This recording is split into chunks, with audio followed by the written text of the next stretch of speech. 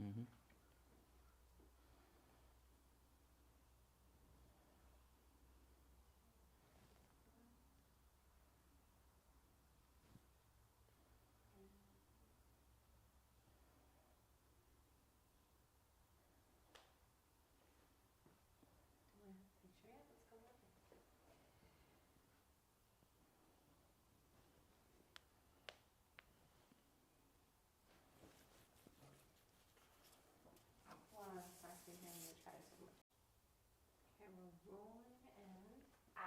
There we go.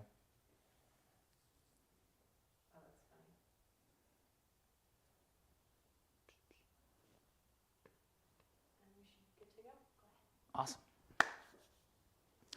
Hello, everyone, and welcome back to another episode of On Location with Rekha and Gabby. As always, I'm Gabby. Rekha's behind the camera. Today, I'm excited to introduce a very special guest. It was a bit of a work to kind of convince him to join us because I loved his work, I loved his art, but he was in markets and just came back, so very happy to have him. Happy to introduce Chris. Chris, how's it going? Good. Yeah, doing great. How was the market in Calgary? It was great. The Market Collective. It was at the Contemporary Calgary Art Gallery Museum. Awesome. More of a gallery, I guess.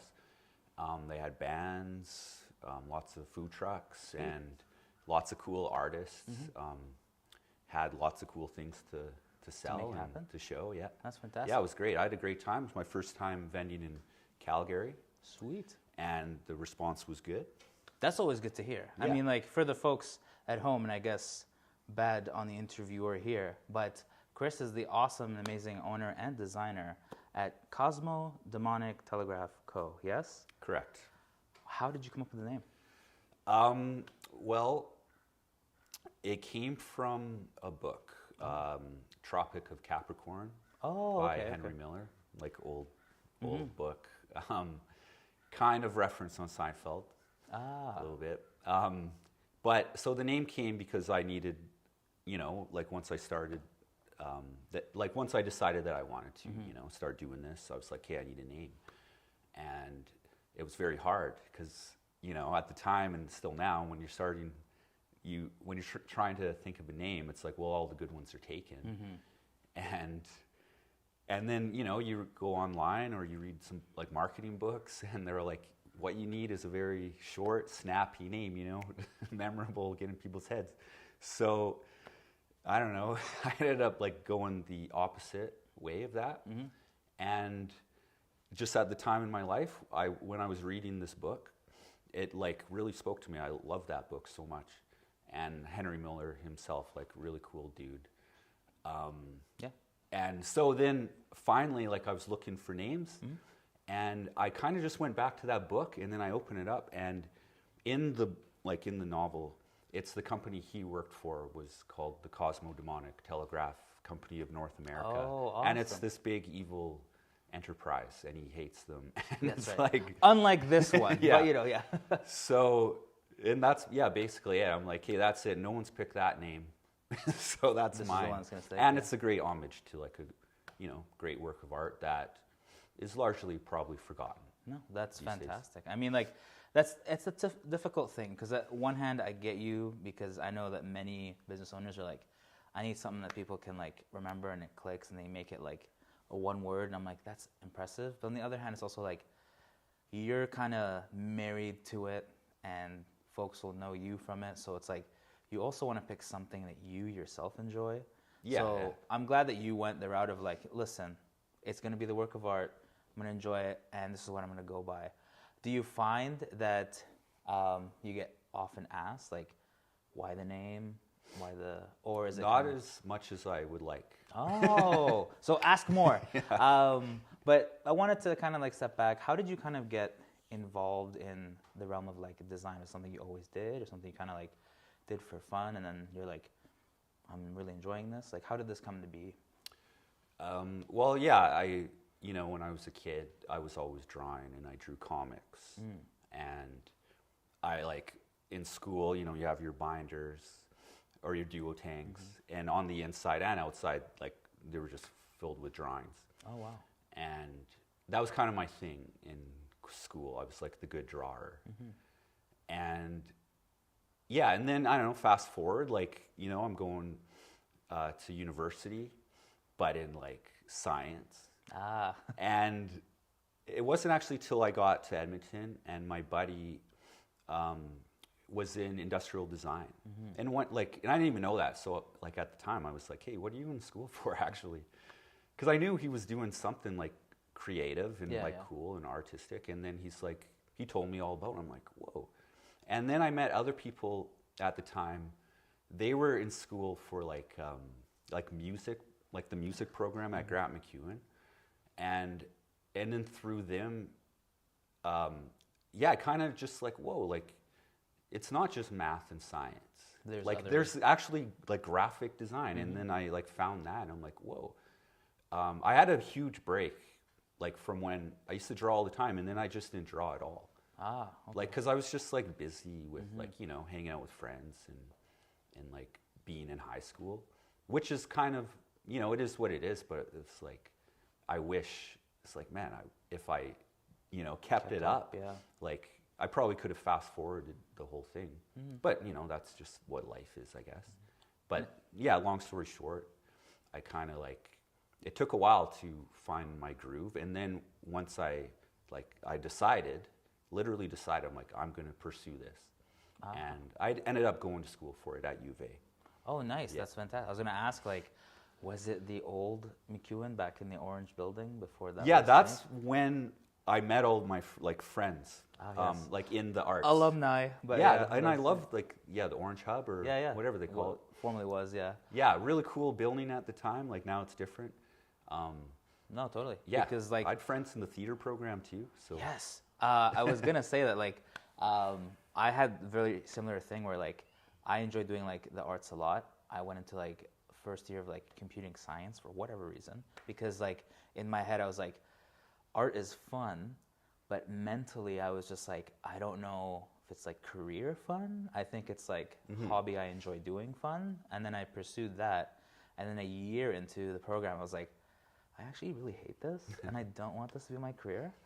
Shout outs to all the computer science out there, but like, it wasn't for me. And then as I was kind of going by, because like that former Orange Hub, which was MacEwan, was near my house, I was dropping something off, and I saw people like filming and learning how to film stuff, and I was like, what are you guys doing? And so like, approached them, and they kind of walked me through like everything, and I had no idea like MacEwan had a program for design. Like you said, it's like, I had no grasp that like design and filming and the arts was like such a prominent thing that you could like go into for a career. It was like unfathomable to me because it was like, you know, your job is like a doctor or science, like, you know, like, but artist is like, I thought it was like a hobby. Was it kind of difficult to, because I mean at some point you had to decide like, I'm not going to do what I'm doing and pursue the arts. When did that kind of take place? And when you were like, that's it, I'm pursuing it. This is my job. Well, I don't know if this is a direct answer to that question, but it might be. So let's find out. Perfect, yeah. So I was like, I didn't get a graphic design job like right out of school. And then I ended up like working like, well, I was a hot tub delivery guy. Nice. It was actually really fun. And I liked that job in the company I worked for. But it obviously wasn't like what I wanted to do. And I was making like, you know, decent money too.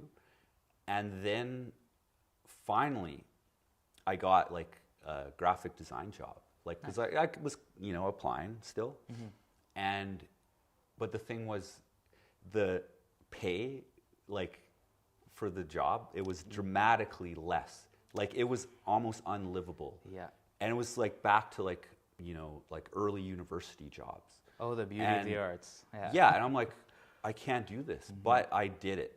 And I like I think I was there for at least a year. And like, kind of like, it was hard to get by just on like the salary.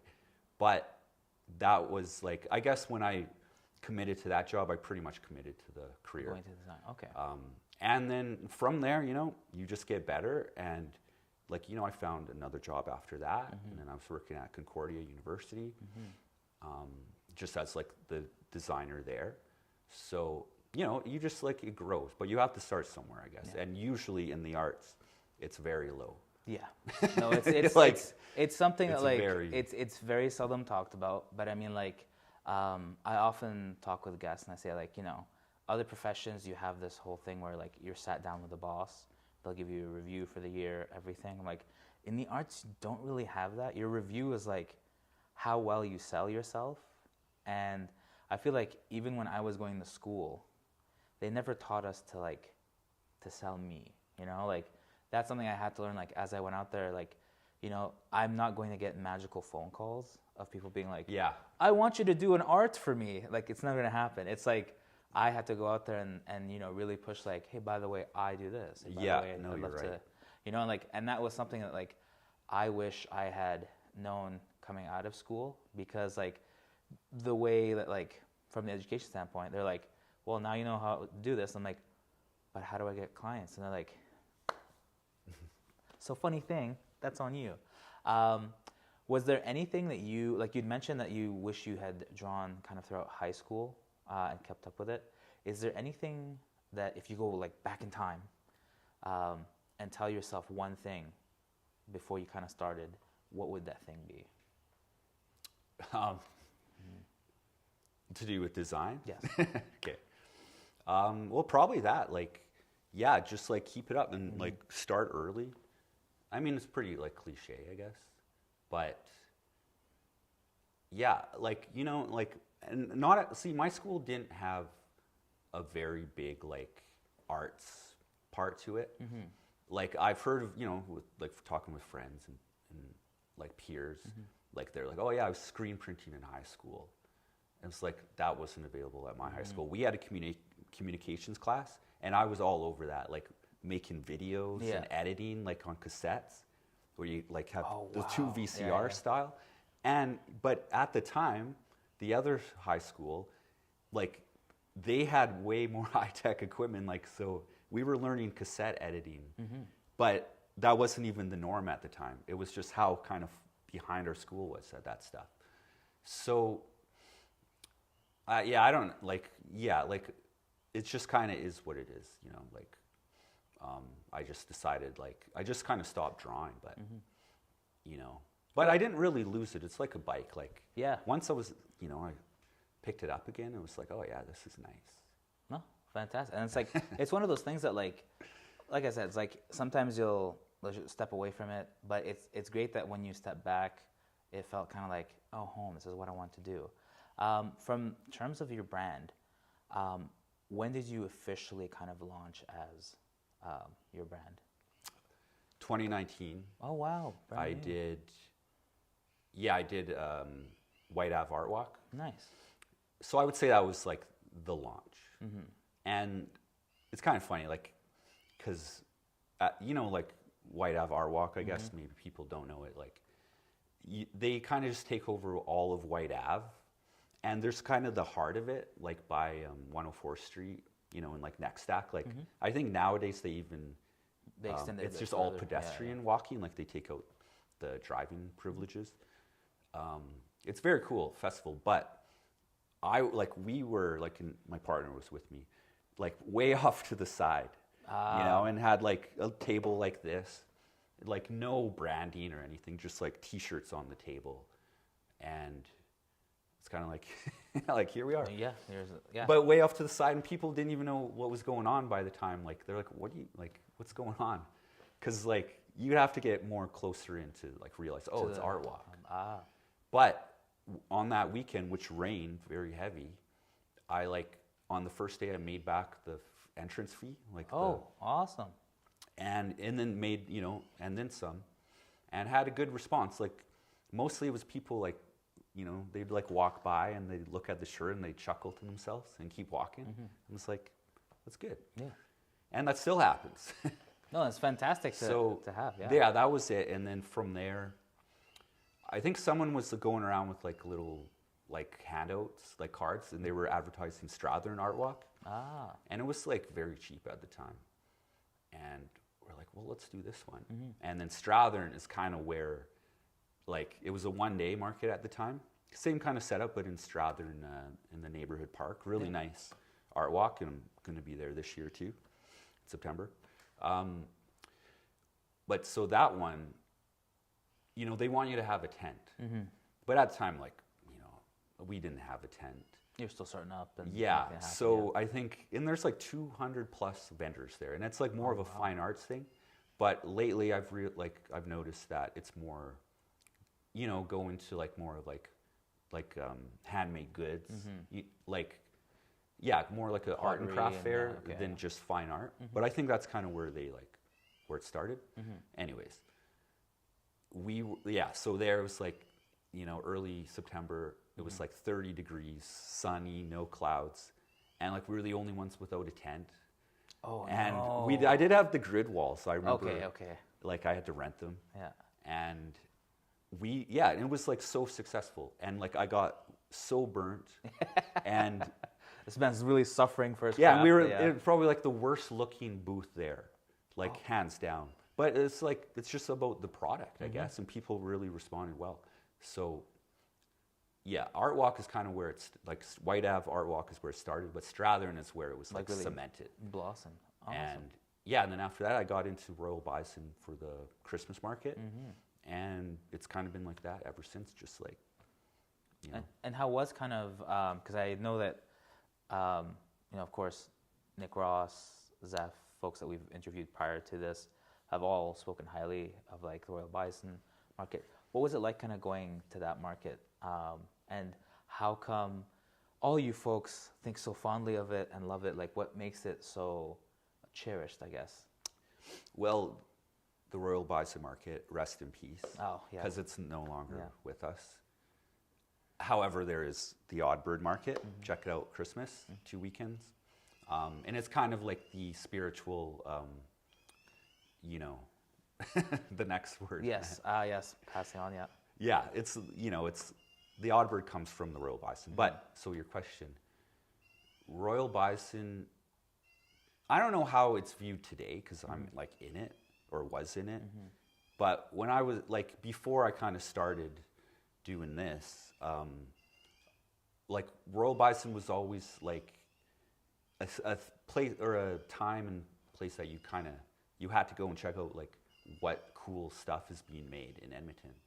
So it kind of had that reverence to it, at least, you know, before I even got accepted. So when I did get accepted, it's like, wow, like that's awesome. I'm finally in, yeah. Yeah, and you know, like, the turnout's good.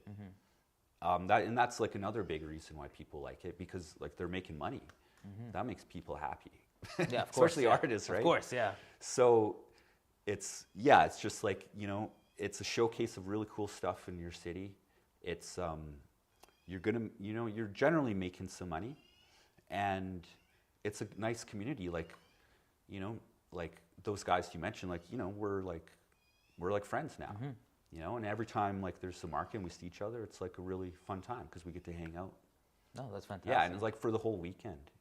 So that's great. And that's actually like how we got all introduced to each other, is because everyone was just, they loved Odd Bird. We went to go check it out this year and it was fantastic. And as we were there, Zeph and Nick were just like, you got to talk to this guy and this guy and this person and this person. We're like, sure, no problem. And as soon as we mentioned to you folks like, hey, Zeph or Nick or anything, you guys were like, I'm in, bring me in. Yeah. So it's good to know that like the names all carry weight and you guys are active in the community. So what's it like to kind of like design and have your art in Edmonton specifically? Was that kind of like, I'm glad to like have these products, these shirts, these designs happening? Like you said that when folks walked by in the White Ave, like when they chuckled and they're smiling, you were like, yeah, this is gonna be. Do you often think about like, oh my gosh, I've come so far from how I began? Because I imagine like you had a few designs when you first began. Yeah, like very little, very minimal, and now, you know, obviously, a lot more expanded. Yeah. How does the process go about like what you want to design next and that kind of inspiration? Well, for like, you know, most of my time doing this, like I've had full-time jobs. So, you know, this is like, you know, coming up with the shirt design, it's like, I kind of have to do that after, you know, from 5 to 9, right? And then live life and go places, and you know, so like lots of the ideas for my designs I've, you know, maybe had a couple years ago, and lots of times I'll start a design with a, you know, an idea in mind, and then kind of just like it's not working, and just kind of leave it at the table. Ah, okay. Or in the, you know, put it in the shelf and close the drawer. So, you know, I kind of have a bank. And then lots of times, you know, I have this idea and then I'll have another idea. And I'll like, in that one, like, needs to be worked on right now. So I'll just like, you know, forget everything else, work on this one. And then, you know, and then stuff will come up and then I won't even like kind of work on them for a while. And I like honestly, I don't, like my output is not at rapid pace at all. Like I'm kind of like, you know. It takes time. It takes time. Make it happen, yeah. And I'm a bit of a perfectionist, you know, even considering none of my work's perfect. But like there's definitely a level of quality that like I care about. So, you know, it takes time. But the ideas, I can't explain it. Like they'll just come. Snaps and in. I'm like, that's a good idea. Yeah. But lots of times it's like, that was a very bad idea. We're going to just not. Yeah, we're like, no. And it happens. It's part of the, like, it's an interesting thing because folks, like I said, the interesting facet is everyone's always like, oh, the Da Vinci's, oh, like, and they don't realize that, like, surely even the great masters must have had times where they began something, they're like, ugh, and moved on from it. The only thing is that because you always present your best works at art shows and everything, everyone assumes that like every artist must be perfect, therefore I must be perfect, and we almost like discourage ourselves like when we have a bad idea, like what am I doing and everything. I know like for us, folks always kind of ask us like, how is it that these artists like can always make things so perfect? And I'm like, I guarantee you if you sat down with every single one of them, they'll tell you there's days where I don't know what I was thinking, you know, and then there's days where it's like you have that idea, like you said, you shelf it, maybe you spend some time and you come back to it and you're like, you know what, I'm gonna keep it going. It's funny you mentioned that like to you nothing there is perfect. Do you think that there's this like endless cusp for artists where like you're always trying to fix at something, and eventually you're like, listen, I got to put something out because I'm going to be here forever. Deadlines are great. Yeah. But when you're working for yourself, you know, they're either arbitrary like deadlines, which like if you're, you know, if you can make it work for yourself, then that's very good. But lots of the times, if it's just you, there's no one, you know, there's no fire. It's that's like, right. I'll do it next week. You know, because no one's pushing on your back. But when you work at a job like that, it's very, very necessary to have deadlines. And yeah, I'm picking away at my work all the time. And, or like as in, I'll make something and then the next day I'll look at it again and be like, oh yeah, I can change this, that, and that. Especially in graphic design. Yeah. Because there's, you know, so many ways you can work a design. So yeah, with the perfection thing, I've actually been like consciously trying to not do that. Ah, okay. And okay, I'm going to butcher this, but like there's the Japanese concept of wabi-sabi or sabi. I don't even know. No, that's how much I'm going to butcher it. Yeah. And I only know the crib note, which is like the beauty in imperfection. Yes. And even having conscious like imperfections in your work, you know, like makes it kind of better in a way. And that's the human element and all that. Yeah, I was going to agree and say that like many a times it's amazing that some of the greatest and most sought after works, you know, like recently they always have, and I see it all the time in the art world, where like they'll find early works of some famous master artists and they always go for so much more than their like Mona Lisas and like famous paint, because folks kind of want that like imperfection, or to know that like even the greats or even like the people who are at this cusp, they had to go through a process. But many a times, like I hear all the time from tons of my friends in the arts, they're like, my past work, burn it, it never existed. Oh, yeah. I came to be here and now, and that's all it is. Do you ever kind of look back on early works and go like, oh man, I've improved from being here to here over the years?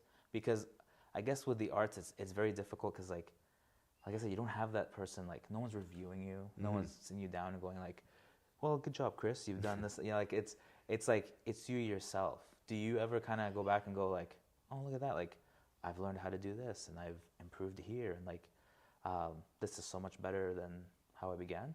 Oh, 100%. Like I could show you, but I'm not going to. Ah, yes, good.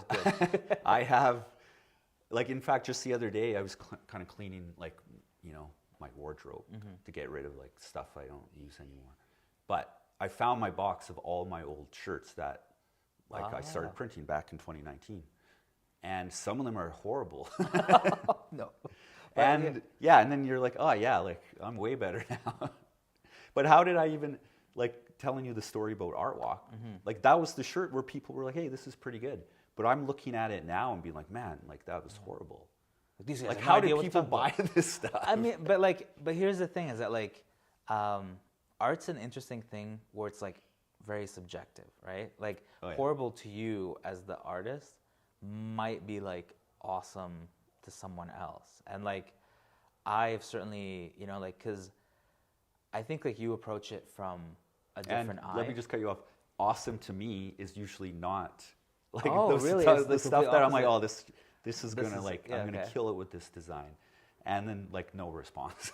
Really? Yeah. Well, I mean, you know. Yeah, it's kind of like, it's an interesting thing because like I say, like you as an artist, you're looking for A, B, C, D, but then someone who doesn't have the eye is like, looks great until like you point out, you're like, well, the perspective is kind of shot here, and like I don't know. Yeah, exactly. And like you're pointing highlights. So like to you, I think your level of like, I expect it to be here, is kind of what. And then when folks walk by, they're like, no, I like it. I get it. This guy designed this. It's him. He's the face. I'll take it. And yeah, like that, like working designs, you know, lots of times, you know, I'll like, it'll be 95% done. And then the next day say, I'm like, oh yeah, like I have way grander ideas now. So I change it up. And then you can spend all day working that design, and then, but you'll be like, oh, I know, you know what, that wasn't working, maybe I'll move it back here. And then you realize that whole day, you just, like, your design evolved to, or like kind of devolved over here, and then you worked it back to how it was when you started. And you're like, well, it was done yesterday. Yeah. That's kind of how it works for me. So that's kind of where I'm cutting it off. It's like, okay, 95% perfect. Yeah. That's good enough. Ah, okay. And how did you kind of establish, I guess, that discipline to be like, just wasting my time. You're like, enough's enough. Yeah. Yeah, enough's enough. Yeah. No, that's awesome. I mean, like, it's with everything. Like, it takes time before you're like, listen, I need to zone in, and you know, like you said, deadlines is one that many folks said helps them. Like, I have to get something out. Is there anything else that you have to ensure that you push something out? Because sometimes with like the arts, it's very easy to sit there and like you said, like you can take days, weeks, sometimes for us like months, and it's like I haven't put anything out because I'm just so stuck on like the tiniest thing that I am looking for. But then anytime I show my peers, they're like, looks good, put it out there. I'm like, no, it's not ready yet. I can't believe you didn't see this tiny like little speck that I've been struggling with for months, kind of thing. What's one thing that you would advise someone, like if I came to you and I was like, what do you think? And you're like, put it out there. Like, how would you, like what we tell folks to like, in case they're trying to put a piece out and they're just like, I don't know, should I not? Well, I guess kind of what I was saying before, like just do it for one, especially if you haven't done it before, like haven't put anything out there. But yeah, like give it to someone who you trust and ask them to review it, I guess. You know, like a fellow, like a artist peer or friend, someone with taste someone's whose taste you agree with, I guess. Ah, that's good. And most of the time they'll say the same thing. They're like, this is great, just put it out. Awesome. Or they'll just be like, well, just, if you're worried about that piece, like just get rid of it, or you know, they'll usually have advice. friends. Oh, that's awesome because critiques are great, and this will help. Yeah, critiques are like really great. Yeah. Like actually, I don't really critique at all. So, do you want to start critiquing? He's open for it. No, well, I can critique other people if they want, but I guess I meant like I kind of just make something and then I'll just put it out. I won't kind of ask for feedback when it's not complete. Okay. So maybe I know lots of people who will show you the whole process, and I think that's actually pretty beneficial. Yeah, no, that's awesome. Wanted to chat about very briefly because you've got some amazing items here behind us. Was it like, did you need set items to make them happen? Like oftentimes I chat with folks and I always am trying to push them away from this, like, I need to have like, for us, like the best camera, the greatest lights, like, and until I have this, I won't get started. Was that kind of the same for you for print, or were you like, I want to make it happen no matter what? So with print for me, I always kind of wanted to do it.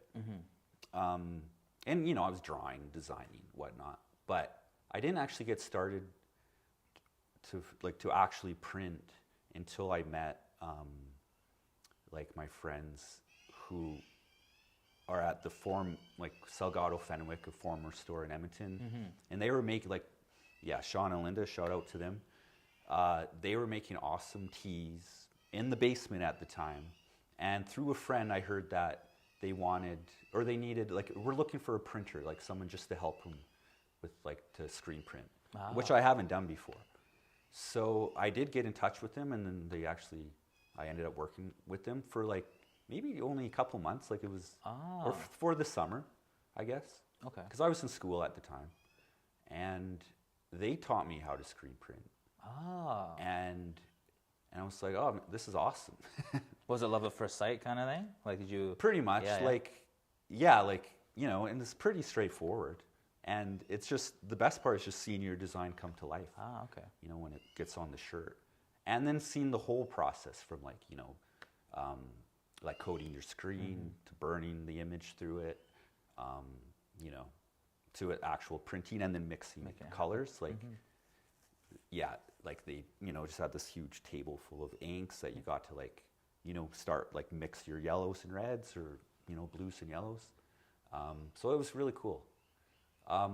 Was the process kind of difficult? Because I imagine you went from a background where you're kind of graphic designing, but then many folks forget that hey, it looks fantastic on the computer, but now that I have to translate it to a printer or literally a screen, the colors can not be the same as I'm seeing in the image.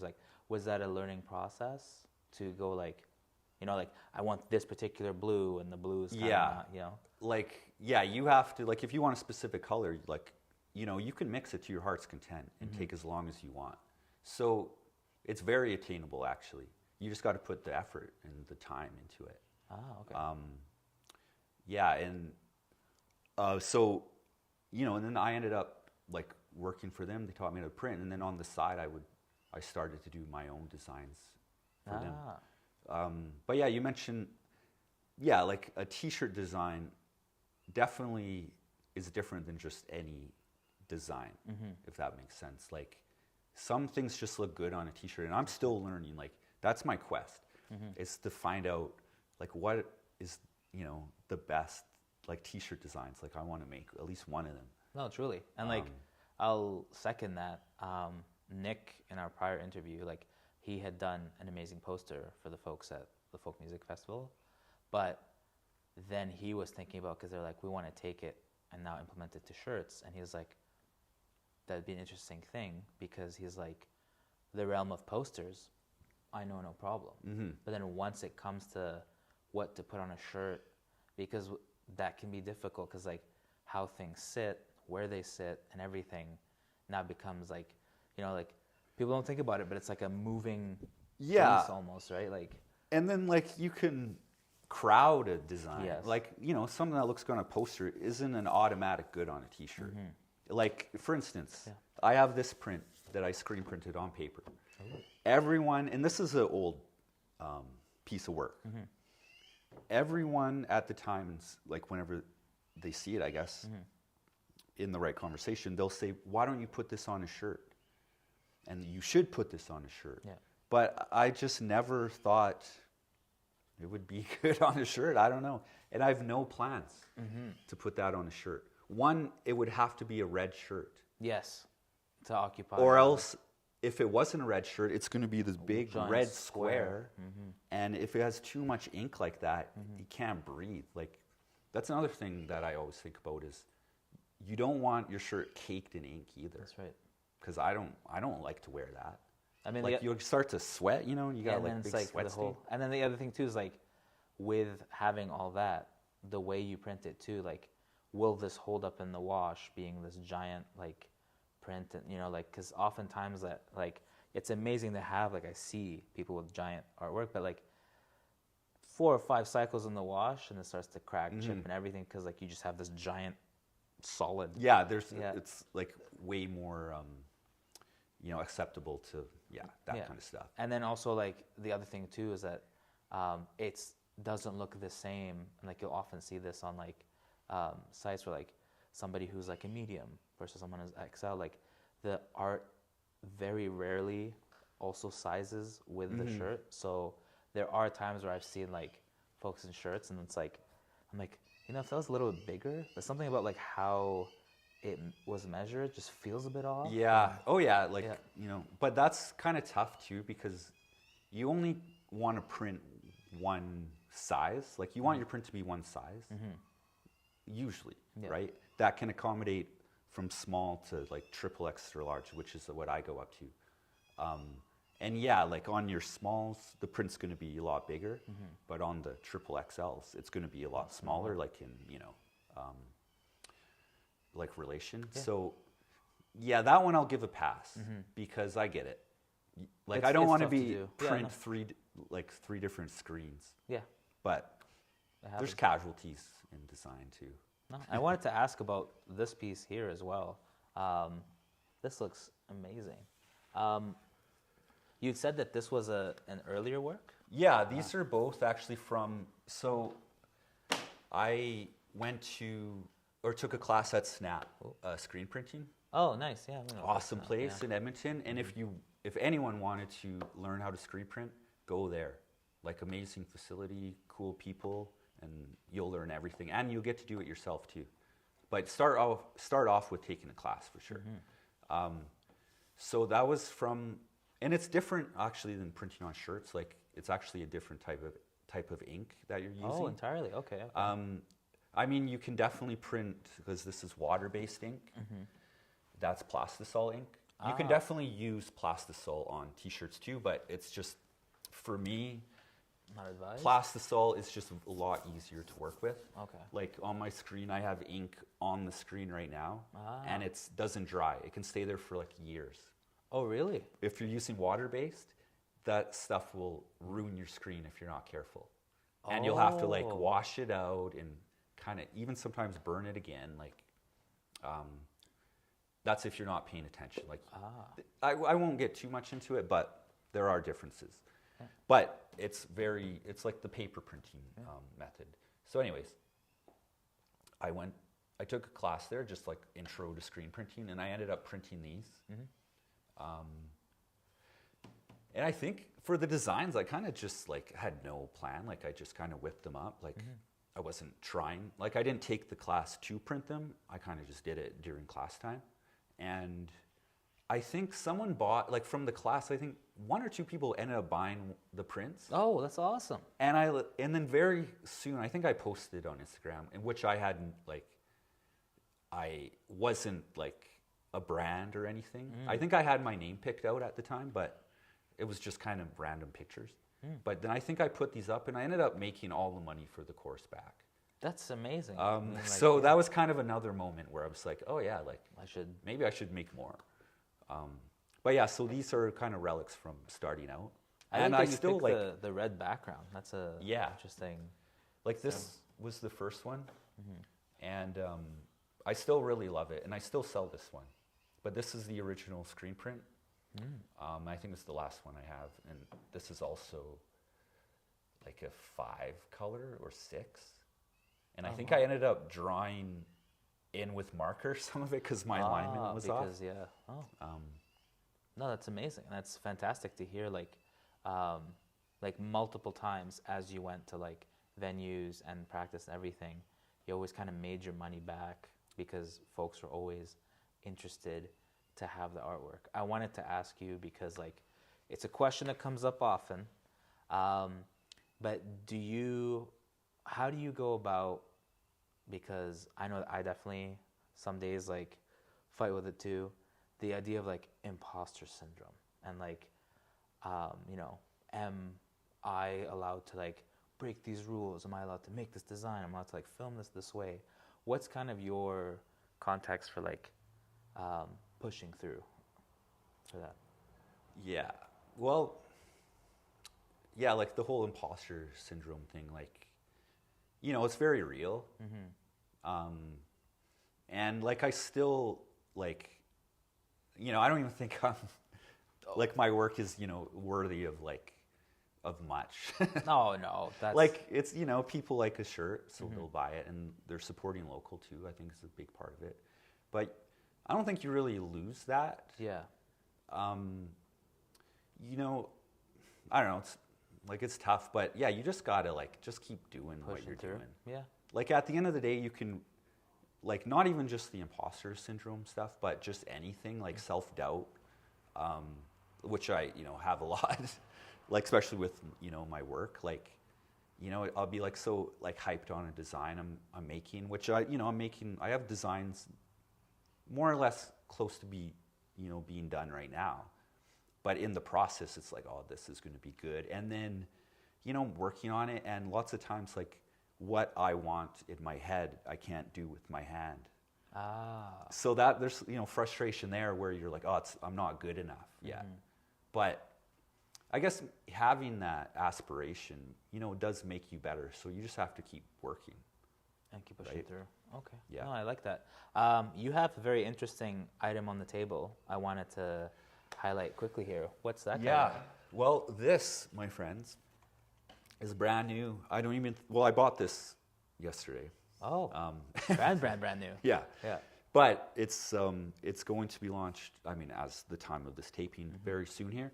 This is my first beer can label illustration design that I got to work with Seps Pizza and Ben Stick Brewing. That's awesome. And I'm very proud of this guy. And it's delicious. Yeah. And yeah, no, I'm very stoked on this. I've always wanted to design a beer can, and now great. I got to. What was the process like, and why like kind of walk the dog? Yeah, walk the dog logger. Yeah.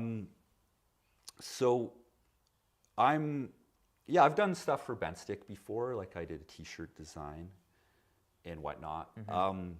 But so they came to me because of Justin Benson from Seps had this idea for a collaboration beer between the two, and to do with walking the dog, and walking the dog from Seps to Ben Stick, grab your pizza and your beer. Okay, so he had a concept, and he did have some like reference art by Chris Lindig, who did he did a lot of work for like anti-hero skateboards, and he has a very distinct style, which I wasn't really too tuned in with, but I've as soon as they were showing me the stuff, I'm like, okay, I like it, and I think I've seen this before too.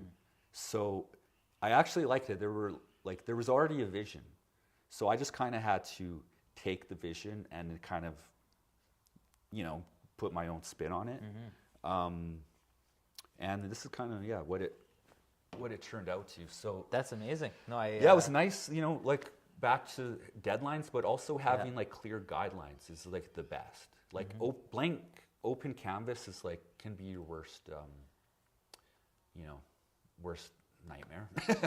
No, not your friend. You have a ton of like, for example, I don't know, Rekha, if you want to hold it up, but the wizard in there, his staff is bent, and is that an homage to? Well, that's kind of bent stick. Yeah. So they have the wizard motif going on, and whenever I talk to them about design, someone always mentions, and the wizard.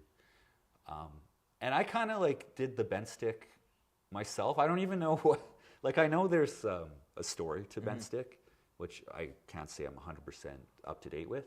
That's all good. But I just was like, yeah, I guess the wizard staff needs to be bent, right? Yes. So. Oh, that's awesome. Like, it's always nice to see like little kind of like hints that you as the artist are like, well, I'm going to add in here and add in here. And like, it's always fantastic. Like, I'm so much happier to know there's like local brewers, and the breweries are also considering local artists to make these happen. 'Cause I mean, as like, they should. Yeah, I mean, like, yes, you can go the other route, and I don't want to say those two letters that, you know, are in everyone's mind nowadays, but I'm so glad they don't go that route and instead recognize that, like, there are folks in the city that they're like, hey, would you like to take a crack at, you know, making this beer can or making this design and making this happen?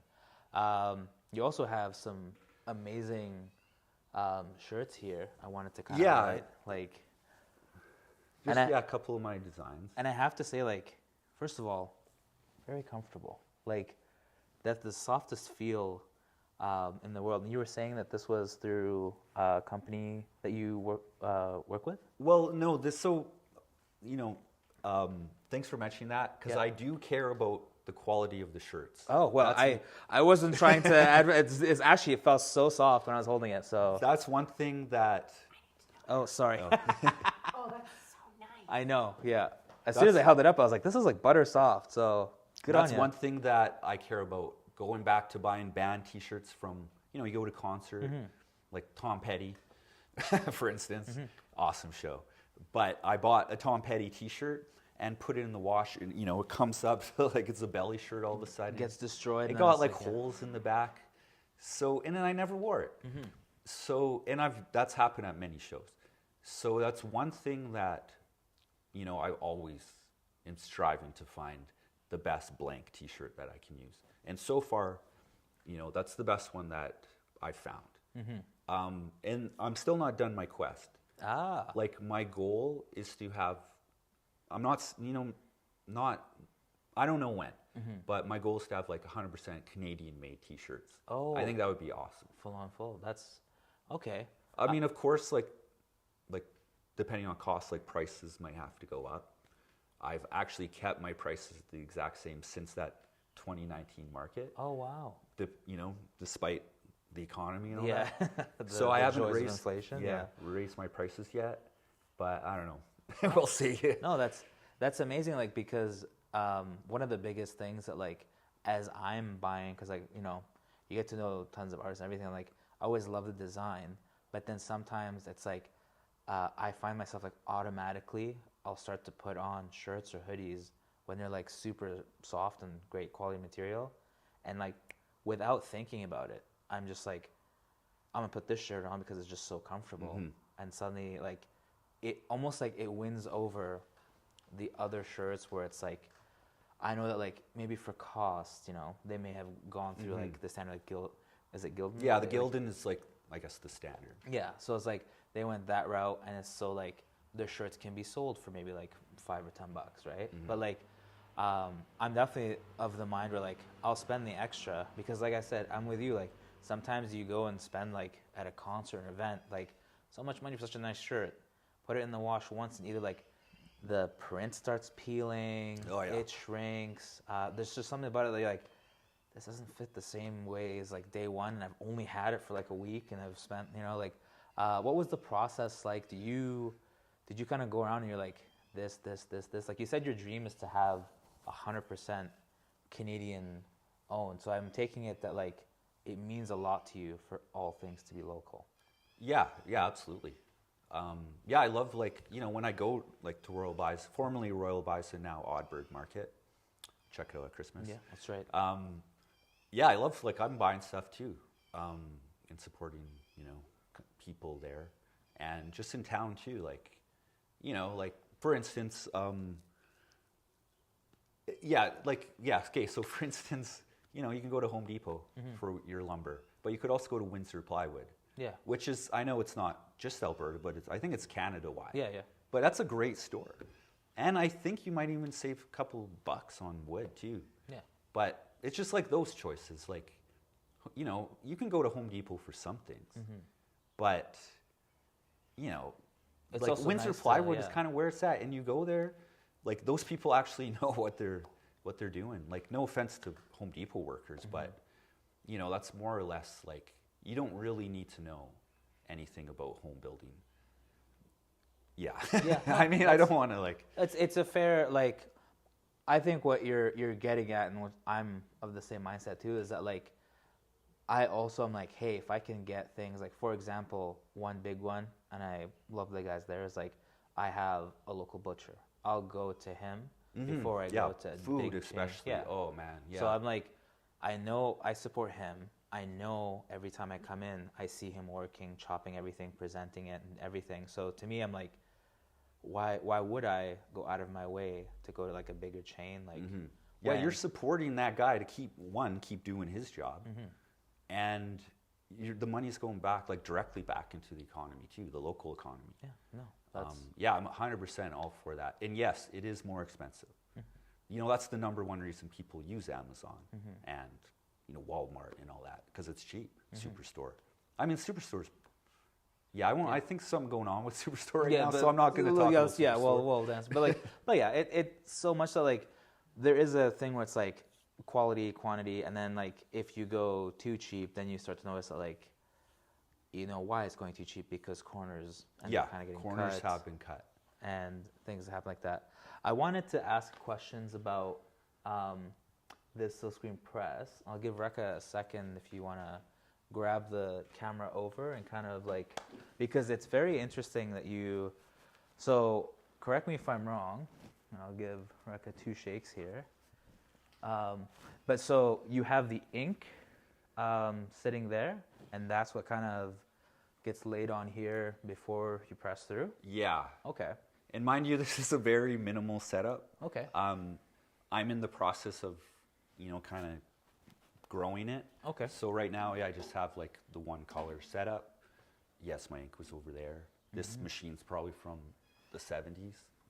But maybe I mean, 80s. hey, it gets it done, and the designs like speak for themselves, and they're great. So I'm always of the mindset, like, I don't know if you necessarily need like the biggest and brightest, when like if it works, yeah, like if it works, don't fix it, right? If it's not broke, don't fix it. Well, for this, you have to fix it quite a bit. Oh, never mind. I think, but you kind of, you know, you learn to get handy.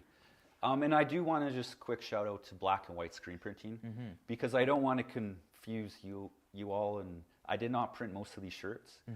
These, yeah, I think have all been printed at black and white screen printing in Leduc, who like bang up job. Another local shop, you know, Alberta local. That's awesome. That's amazing. So and it's amazing that you took the opportunity, even as I said it, to be like, listen, it's not a one-person thing. Many hands kind of made it work, and that's great. Yeah, you don't need to print yourself to sell T-shirts. No, this is so awesome. Yeah, this is kind of like, it's new. Yeah, I'm getting, you know, back into the grind. Like I mentioned earlier, I was using another company's machine to get started, but then they did not have their machine anymore, for lack of a better way to say it. So then I didn't have anywhere to print. So it's kind of been a long journey of not printing myself, but now I'm kind of back. So I'm very excited, to grow this machine,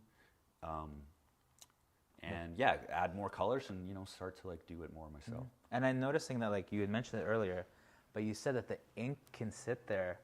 Yeah, this forever. is from last week. Oh my gosh! Because I was out of town this past weekend, so yeah, and it's still kind of wet, and that's awesome. It was something that like interesting. Don't touch it. Yeah, no. I was like, it looks very much that, but like fascinating that you mentioned that like it can sit there and like water based will not, and you're like it can go there for years, because even right here on, what is this called? The squeegee. The squeegee. Yeah. It's still wet, and you said for a week plus. That's awesome. Like, it might not be the best practice to like to keep it open, keep it open, but you can. And you know, you do some test prints first. So if there's dust would be the worst thing. Okay. By keeping them exposed like that. And how do you kind of, what's the best practice to clean it and make it happen? So shirt goes there. Yeah. Like put the shirt on here. Yeah. Like what you're talking about, or sorry? Yeah. For dust. So how do you know like, oh no, this is like from your experience? Oh, you know, I don't know. You'll see particles? You would see it, I guess. Okay. Yeah, I don't really have too much dust problems. I'm kind of just like thinking out loud. No, all good. That's fantastic. But yeah, And we'll so stay up there for a long time. it goes through here. So shirt, and I'm gonna like just follow and break it down for folks. Shirt, you'll print your color there. After this, where does it sit? What happens to it? Yeah, so you print like, you print like put it down, right? Your shirt's on there. You squeegee it across, lift it up, and if you wanted to, like, I could have. Oh, multiple. Yeah, these things it's a little broken, but I could have multiple color, lay it down. Okay. And then I have a spot heater over there. And right. you kind of would just like, twist it over. It would heat up the shirt because the ink needs to be heat set to properly stay on the shirt. Okay. And how long is that process for heating? Is it like? I think it's like 40 seconds at a specific temperature. I have it written down on my my heater. There's the cheat sheet. Yeah. The cheat we're not gonna sheet. give away everything, but yeah. I mean, yeah, you can Google it, I guess. Yeah. No, but we're speaking about old machines. Like my heater is equally as old, and you just kind of have to keep running it under until you can do a couple tests and make sure the ink's really set. Okay. And it's very important. Like I want the ink to set. No, of course. And then some people, you have temperature guns that you can just like measure the heat coming out, so you can, really Make sure it's set. really know like what temperature you're set at. Oh, awesome.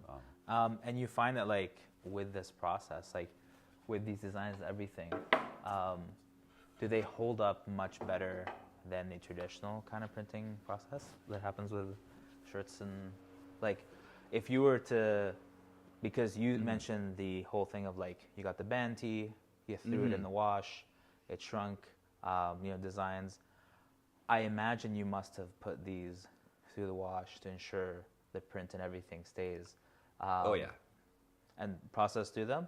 Were there any where like the design was just so much that you're like, I gotta tone this down or like minimize how many? Because I'm noticing that like you stick within like some great parameters that are like, it's gonna stick here, and you don't kind of like there are lots of like, I guess, parameters with screen printing, unless you have access to like really high-end printers.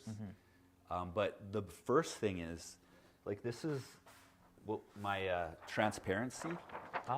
So this actually, like, just to show you, like, so this, I guess we can move back over here. Yeah. Help you out here. So this transparency will go on to this screen. Okay. But the screen will need to be coated first.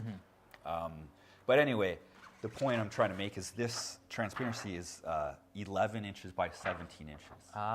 And I know black and white, I think they just print, they don't have transparencies, and I think some screen shops don't. They'll just have a printer that will somehow print on their screen, so they can go super wide. Okay. But I'm actually here, I'm limited to 11 inches wide. Okay. So that's why lots of the designs will be within that.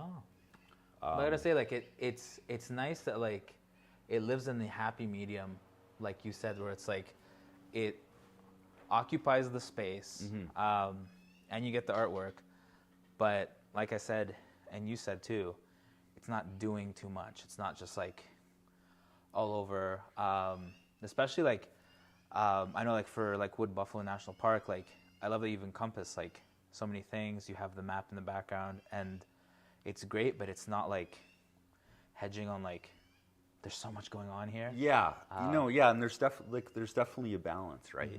That I try to follow. Like, yeah, like this shirt, it's busy, but it's not. And like, because there's, like a lot of empty space within like, you know, the illustrations. Like that's, you know, the orange kind of has some heavy spaces, but you know, it's not too bad. But overall, like the shirt is very still loose feeling, which is like what I want, right? Yeah. Like this one, you know, that has a big heavy area, but again, and even when I'm printing, like I want to get that soft hand feel. Yeah. Like I don't want a super stiff print. And that's another important thing to me. Like I want them, you know, to be very smooth. And I was gonna say, one of the biggest key things, I'm just feeling behind the print here, and I absolutely hate them for my shirts, but many times when I have a print, it's like this giant square block. And let me tell you, when you're sitting there in the heat, that thing is like a heat and sweat trapper. So fantastic that like even very much inside the shirt, like the shirt feels like it would be nice and cool. They are comfortable and so soft. I cannot like emphasize this enough. Grab yourself some. I wanted to quickly ask you, assuming that this program airs probably, I want to say July-ish, where can folks find you for upcoming markets, Instagram, and then are you open to commissions, and how do they go about that? Yeah. Well, this summer I'll be vending at, or you'll find me at the Edmonton Folk Fest in August and the Calgary Folk Fest in July, late July. I'll be at Strathern Art Walk as well in September. But you can find me on Instagram at Cosmo Demonic Telegraph Co. And there, you know, you'll see my stuff. You'll have access to my website, cosmodemonictelegraph.com. And yeah, and I'll be around Edmonton, the 124th Street Market on Thursdays. Yeah. Kind of periodically throughout the summer. And yes, I am open to commissions and make work. It happen. Yeah. Beautiful. Let's work together. No, that's great. Chris, you've been amazing. I loved going through all the awesome stuff. Look out for the kind of walk the dog logger, also designed by this guy. All summer long. Yeah, exactly. All amazing stuff. I am certainly hoping, because both of us are big Oilers fans, that the games go well going forward. But as always, Chris, thank you for joining us. Thank you for your time. This was fantastic. Folks, as always, I'm Gabby. This is Rekha behind the camera. And this is another episode of On Location with Rekha and Gabby. We'll catch you next time.